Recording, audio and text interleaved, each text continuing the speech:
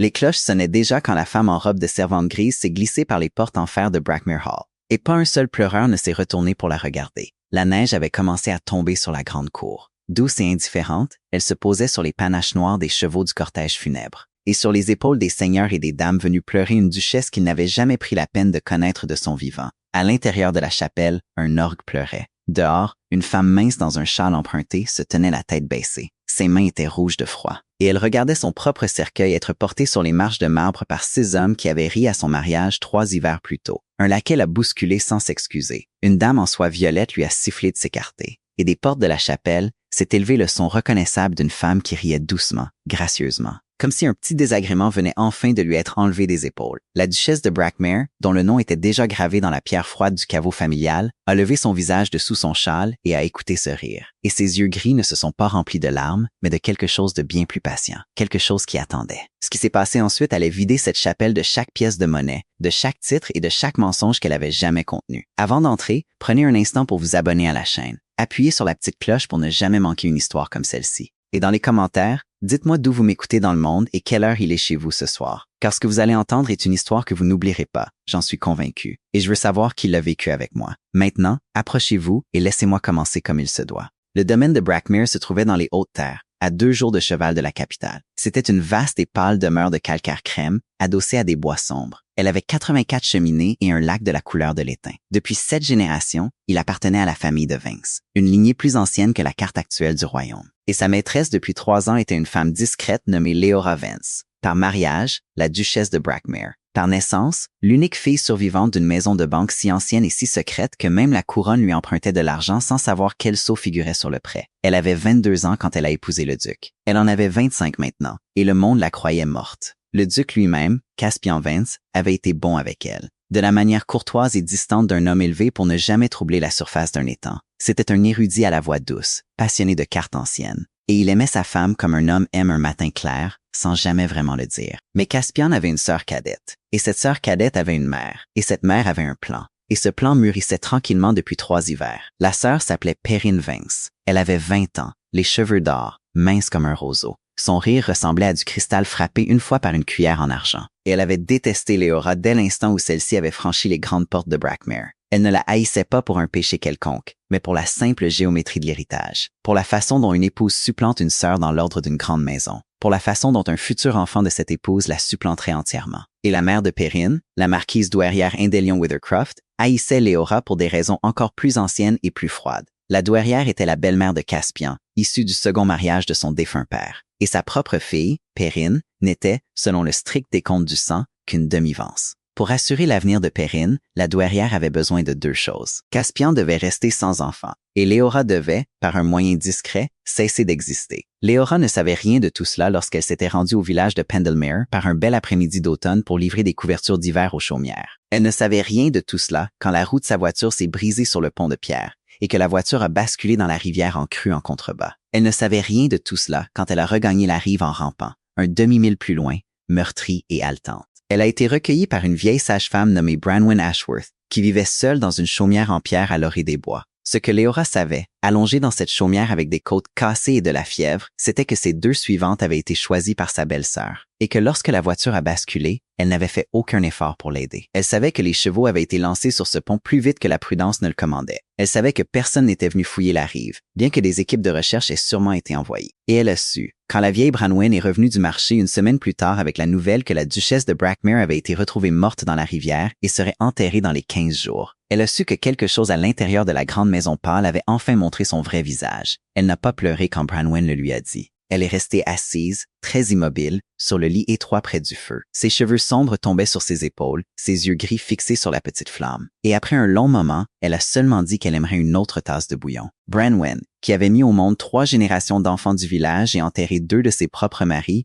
a regardé la jeune femme près de son feu. Elle a compris tout de suite qu'elle n'était pas en présence de chagrin, mais en présence de quelque chose d'autre. Quelque chose de plus silencieux et de bien plus dangereux. Une immobilité qui s'accumulait, comme un ciel d'hiver se charge de neige. La vieille femme n'a posé aucune question. Elle a apporté le bouillon et pendant 2 semaines de plus, elle a laissé la jeune duchesse guérir dans sa chaumière. Pendant ce temps, dans la grande maison au-delà des bois, le personnel préparait des funérailles et Perrine Vance commandait 3 nouvelles robes de deuil. Elles étaient si décolletées et si magnifiquement taillées que la couturière du village qui les a cousues a chuchoté à sa sœur que la jeune dame les avait commandées des semaines avant l'accident de la voiture. Ce murmure est parvenu à Branwen, qui l'a porté comme une petite pierre sombre dans sa chaumière et l'a déposé doucement au pied de Leora. Leora a écouté. Elle n'a rien dit. Le lendemain matin, elle s'est levée du lit, est sortie dans la cour froide, et elle est restée longtemps à fixer la ligne des bois sombres qui la séparaient de sa propre maison. Elle avait été élevée par un père qui lui avait appris que le monde était un grand livre de contes, que chaque cruauté était une écriture, et qu'à la fin, les contes étaient toujours équilibrés. Son père était mort quand elle avait 19 ans.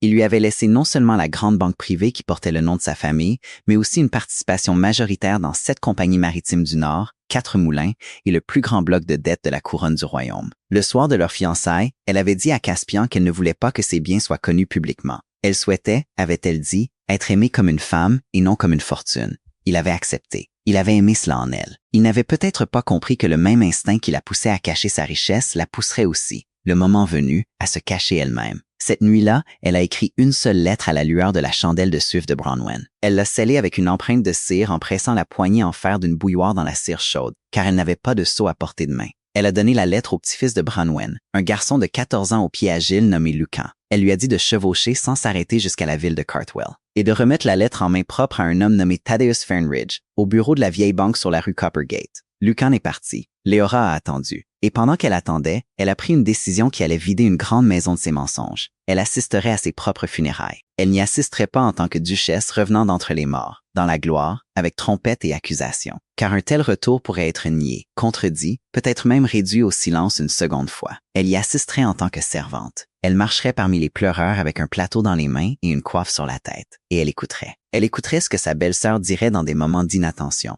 Elle écouterait ce que la douairière chuchoterait à ses alliés. Elle écouterait ce que son mari, dans son chagrin, dirait à ceux qui prétendaient le réconforter. Et quand elle en aurait assez entendu, quand le livre des cruautés serait complet dans son esprit et que les témoins dont elle avait besoin seraient arrivés de Cartwell, elle retirerait la coiffe de sa tête.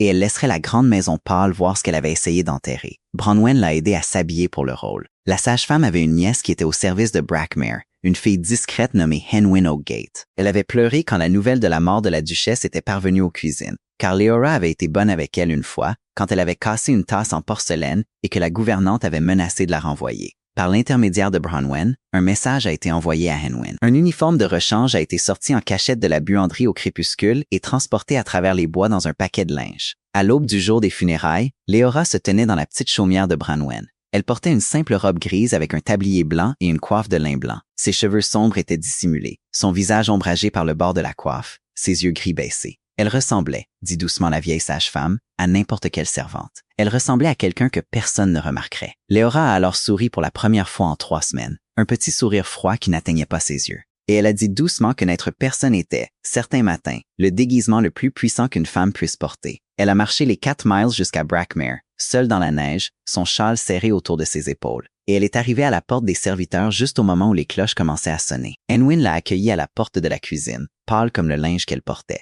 Elle lui a mis dans les mains un plateau d'argent chargé de petits verres de vin chaud et sucré. Leora a pris le plateau. Elle a fait un signe de tête à la jeune fille, un signe qui disait « Sois courageuse, sois silencieuse, regarde ». Et elle est entrée dans le grand hall de sa propre maison comme si elle n'y avait jamais vécu. Le hall était bondé. Au moins 200 pleureurs étaient venus des comtés environnants et 50 autres de la capitale. Tous étaient vêtus du noir soigné de la bonne société. Tous murmuraient les condoléances prudentes que la bonne société avait perfectionnées au fil des siècles de deuil. Leora se déplaçait parmi eux avec son plateau, baissant les yeux, offrant du vin. Refusé par certains, pris distraitement par d'autres. Et elle écoutait. Elle a entendu un vieux seigneur faire remarquer à un autre que Caspian avait supporté la perte avec une admirable contenance. Presque pas de larmes, vraiment, très digne. Elle a entendu une jeune femme chuchoter que la duchesse avait toujours été une créature étrange, trop silencieuse, trop observatrice, pas de vraie beauté en elle, pas d'étincelle, le genre d'épouse qu'un homme épouse pour la dot et oublie tranquillement. Elle a entendu un banquier de Cartwell demander nonchalamment si quelqu'un savait ce qu'il adviendrait du patrimoine privé de la duchesse. Et elle a entendu l'homme à côté de lui répondre que tout reviendrait au mari, bien sûr.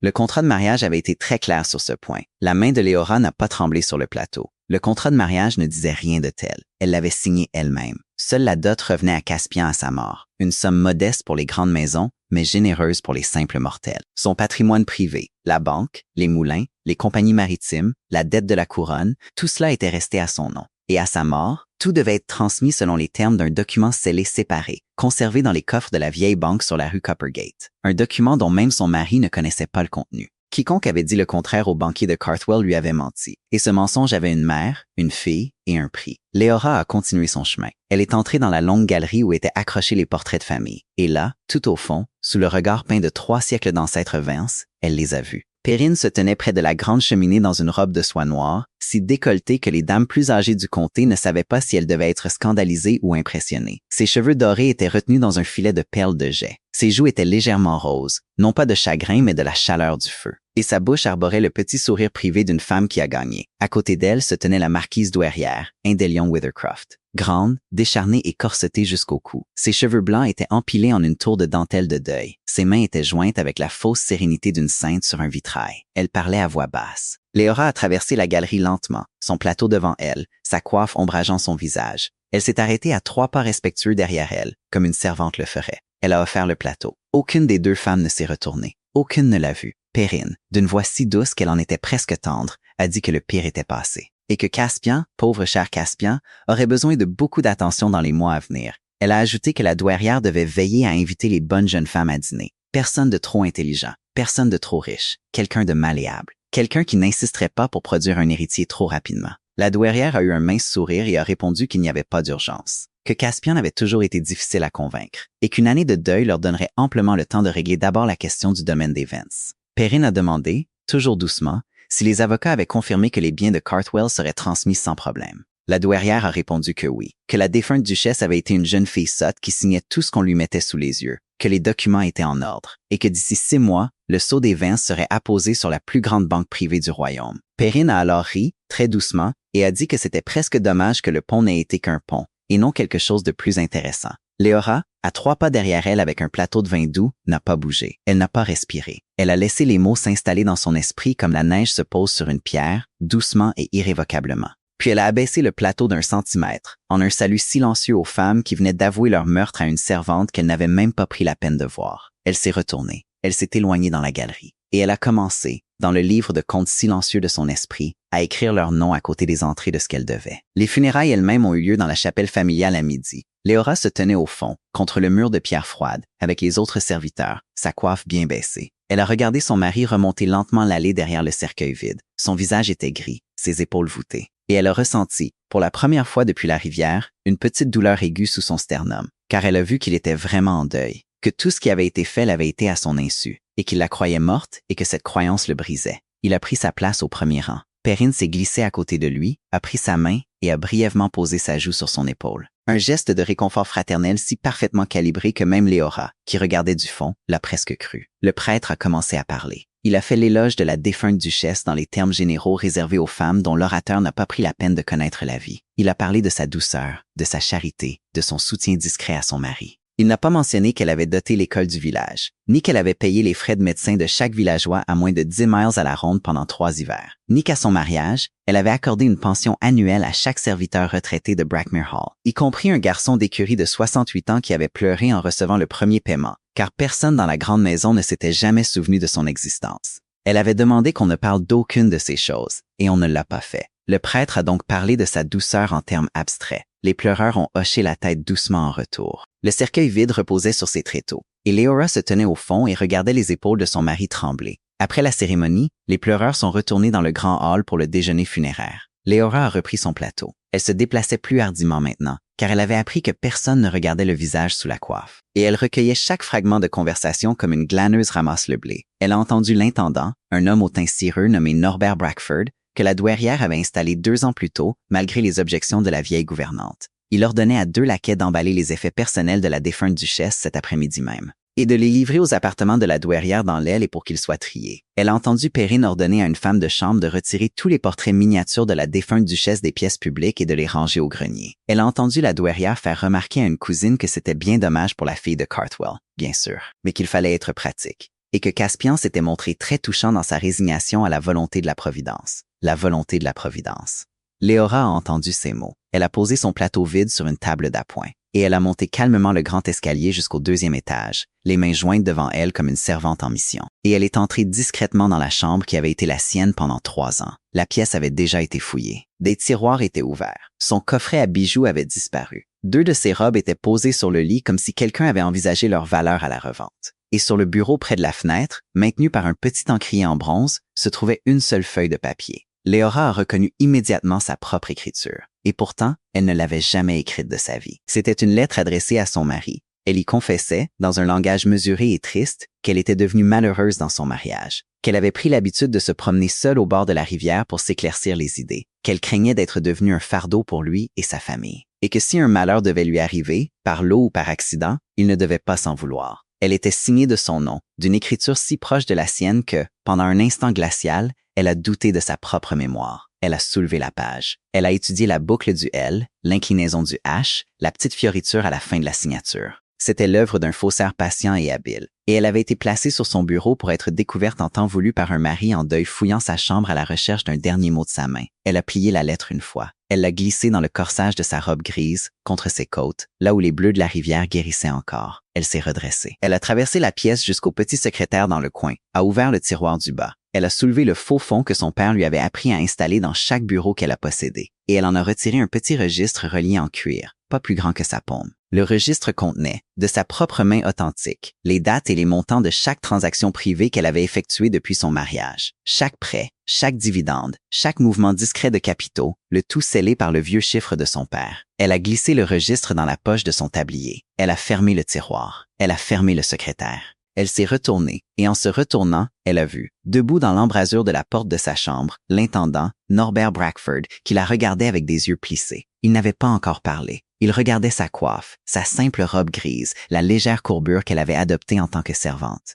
Et il essayait, de la manière lente et incertaine d'un homme qui n'a jamais remarqué le visage de ses supérieurs, de décider s'il la connaissait. Leora ne lui en a pas laissé le temps. Elle a fait une profonde révérence, a gardé son visage dans l'ombre, et elle a murmuré, avec le léger accent de la campagne qu'elle avait pratiqué en chemin, que la gouvernante l'avait envoyé chercher le panier de couture de la défunte duchesse pour les pauvres. Brackford a grogné. Il s'est écarté. Il lui a dit de faire vite et de ne pas toucher aux bijoux. Elle a fait une autre révérence. Elle a soulevé du pied du lit un petit panier en osier rempli de broderies inachevées que Leora elle-même avait commencé pendant les longues soirées d'hiver. Et elle l'a porté en passant devant l'intendant, a descendu le grand escalier et est retournée dans la chaleur grouillante du déjeuner funéraire. Là, 250 pleureurs buvaient son vin, mangeaient sa nourriture et déploraient d'une voix agréable une femme qu'ils n'avaient jamais pris la peine de connaître. Elle a posé le panier derrière un paravent. Elle a pris un plateau frais. Elle est retournée à son travail. C'est pendant la 2e heure du déjeuner que l'enfant l'a trouvée. Leora était en train de remplir une carafe sur le long buffet de la salle à manger quand elle a senti une petite main tirer très doucement sur le bord de son tablier. Elle a baissé les yeux.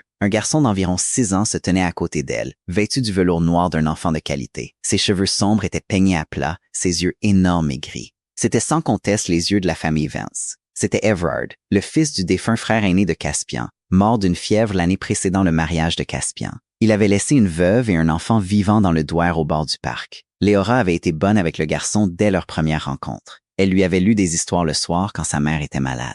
Elle lui avait appris les noms des oiseaux sauvages dans les roseaux du lac. Pour son dernier anniversaire, elle lui avait donné un petit cheval en bois d'if sculpté qu'il portait toujours dans sa poche. Il la regardait maintenant avec un petit sourire perplexe. Il tendait la main et dans sa paume se trouvait le cheval d'if sculpté. Il a dit, de la voix claire et sans gêne d'un enfant, qu'il pensait qu'elle était partie vivre dans le ciel avec les anges, mais qu'il était très content qu'elle se soit seulement cachée. Leora s'est figée. La carafe a tremblé une fois dans sa main. Autour d'eux, la conversation murmurante des pleureurs continuait sans interruption, car personne ne prêtait attention à une servante à qui un enfant s'adressait. Elle s'est agenouillée rapidement pour que son visage soit au niveau du sien, et elle a posé un doigt très doucement sur ses lèvres. Everard a hoché la tête avec une grande solennité. Il a compris tout de suite, comme les petits-enfants comprennent parfois des choses que les adultes ont perdu l'habitude de voir, que c'était un jeu aux enjeux très élevés, et qu'il devait être courageux et silencieux. Elle lui a chuchoté qu'il avait très bien fait de la trouver, qu'il devait garder son secret encore un peu, et qu'au moment où les bougies seraient allumées ce soir-là, elle lui parlerait correctement. Il a de nouveau hoché la tête.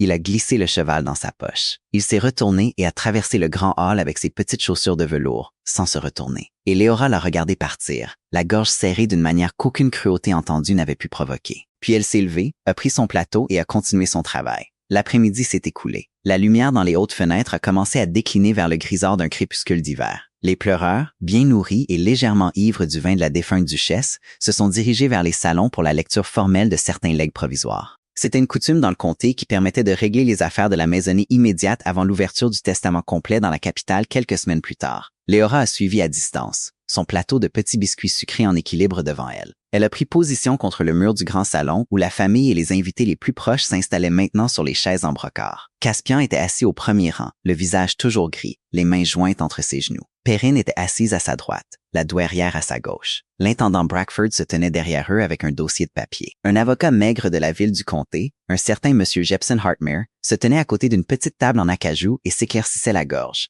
C'était le son sec et prudent d'un homme qui a été très bien payé pour lire à haute voix ce que quelqu'un d'autre a écrit. Il a commencé. Il a parlé des souhaits de la défunte duchesse concernant ses bijoux personnels. La majeure partie devait revenir à sa belle-sœur, Perrine, en reconnaissance de l'affection fraternelle qui s'était développée entre elles. Un petit murmure d'approbation a parcouru la pièce. Perrine a baissé les yeux modestement. Léora, contre le mur, n'a pas bougé. Elle n'avait jamais écrit une telle disposition. Il a ensuite parlé des souhaits de la défunte duchesse concernant sa correspondance et ses papiers privés. Il devait être confié à la marquise douairière Withercroft pour être trié et disposé, en reconnaissance de la bonté maternelle que la douairière lui avait montrée pendant son bref mandat de duchesse. La douairière a incliné la tête avec le petit sourire grave d'une femme recevant son dû. Léora, contre le mur, n'a pas respiré. Elle n'avait jamais écrit une telle disposition non plus. Il a ensuite parlé des souhaits de la défunte duchesse concernant sa participation dans la banque de Carthwell, les moulins de la Côte-Nord, les compagnies maritimes et la dette de la couronne. Ses souhaits étaient, a dit M. Hartmere avec la voix légèrement élevée d'un homme approchant du plus grand chiffre de sa carrière, que tous ses biens devaient être transmis dans leur intégralité à son mari bien-aimé,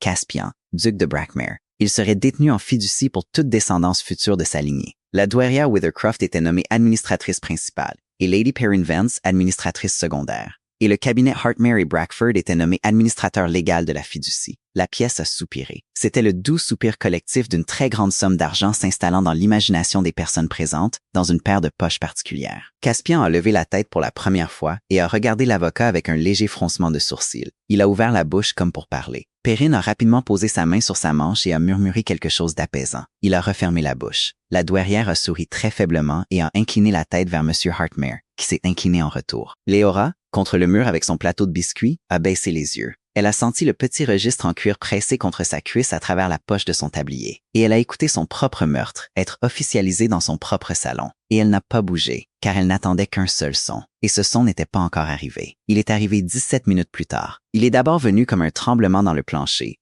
le genre de tonnerre lointain que de grandes roues font sur une route gelée. Puis comme la note montante de chevaux menée à vive allure. Et enfin comme le cliquetis reconnaissable non pas d'une, mais de plusieurs voitures, balayant la longue avenue de tilleuls qui menait à la façade de Brackmere Hall. Les têtes dans le salon se sont tournées. La conversation a faibli. M. Hartmere, qui se préparait à lire une autre disposition concernant le douaire, a baissé son papier. La douairière s'est levée avec un petit froncement de sourcils. Brackford, l'intendant, s'est rapidement approché de la fenêtre. Il a écarté le lourd rideau. Il est resté très immobile un long moment. Puis il s'est retourné. Son visage avait pris la couleur d'un vieux parchemin. Et il a dit, d'une voix qui ne lui appartenait pas tout à fait, qu'il y avait 6 voitures noires qui montaient l'allée, et que la voiture de tête portait le sceau de la couronne. La pièce a cessé de respirer. Perrine s'est à moitié levée de sa chaise. Caspian, sortant de son brouillard, s'est levé lentement. La main de la douairière s'est crispée, blanche, sur le dossier de son siège. Du grand hall au-delà, on a entendu le bruit des portes d'entrée qui s'ouvraient en grand, par des laquais qui n'avaient pas reçu l'ordre de le faire. Puis le son clair et vif de bottes sur le marbre, de nombreuses bottes en formation. Et enfin la voix d'un héros, entraîné et porté pour traverser la pierre, annonçant l'arrivée de M. Thaddeus Fernridge, directeur principal de la banque de Carthwell. Il était accompagné de l'avocat du roi lui-même, Sir Roderick Ashvale, et d'une députation de 6 magistrats du circuit nord pour une affaire de justice privée urgente concernant la maison de Vance. Léora a posé son plateau de biscuits sur la petite table d'appoint derrière elle.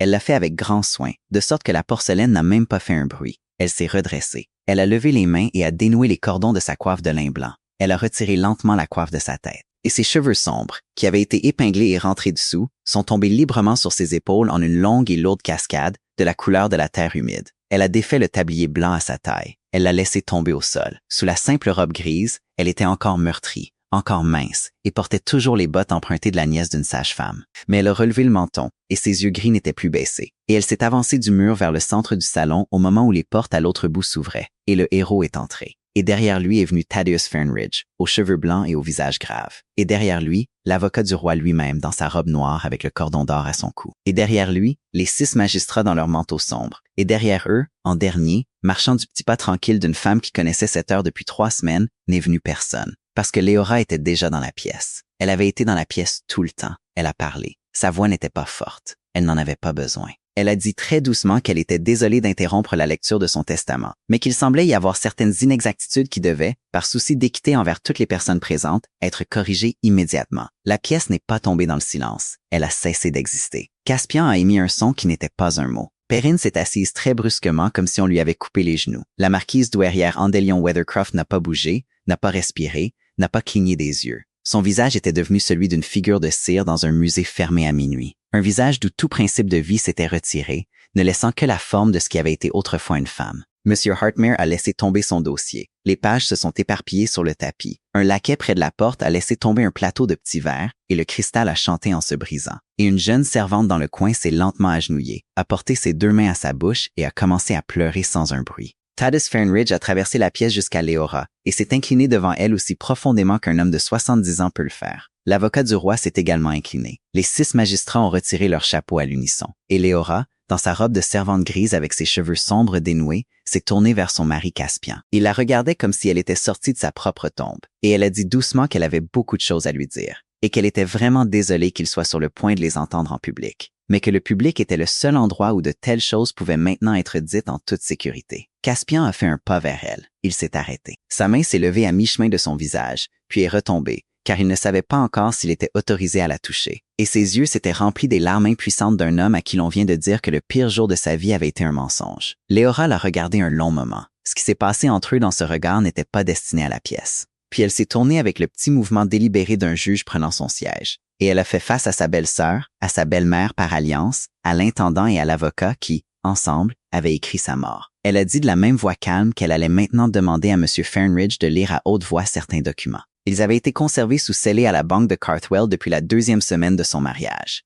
Et il clarifierait, au-delà de toute possibilité de contestation, la véritable disposition de son patrimoine privé en cas de décès. M. Fernridge s'est avancé. Il a sorti d'un étui en cuir un parchemin plié, lourd de sceaux rouges. Il a brisé les sceaux un par un dans le silence du salon, et chaque craquement de cire sonnait dans ce silence comme un petit os qui se brise. Il a déplié le parchemin. Il a lu. Il a lu que l'ensemble du patrimoine privé de Leora Vance, née Leora Cartmel, comprenant la banque de Cartwell et toutes les participations subsidiaires, les moulins du Nord, les compagnies maritimes, la dette de la couronne et certaines propriétés non nommées de valeur significative, étaient détenues en son seul nom. Et en cas de décès sans descendance, il devait être transmis non pas à son mari, ni à sa famille, ni à aucun administrateur de sa maisonnée, mais à une fondation caritative établie sous son propre sceau pour l'éducation des filles de villageois dans les comtés de sa naissance. L'administration était confiée à la banque de Carthwell sous la supervision personnelle de M. Fernridge et de ses successeurs désignés. Il n'y aurait pas d'héritage Vance de la fortune de Carthwell. Il n'y en avait jamais eu la possibilité. Le document que son père avait rédigé pour elle à l'âge de 19 ans l'avait stipulé, et elle l'avait signé avec joie.